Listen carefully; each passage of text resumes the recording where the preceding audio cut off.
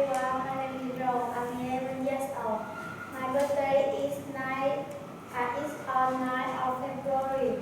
I live in Birmingham. My family has 5 people. My father, my mother, my sister, my brother, and me.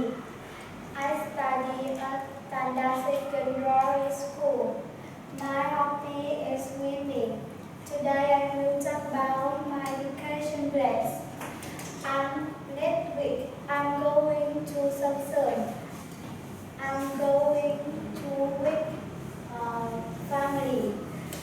My family and I are going to take bus. Get there. I'm going to take us phone, swimsuit, some money, and towel with me.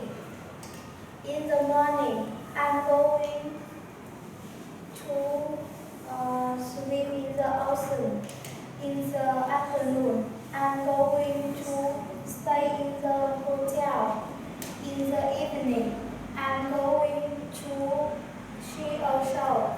I feel excited about this trip, see, because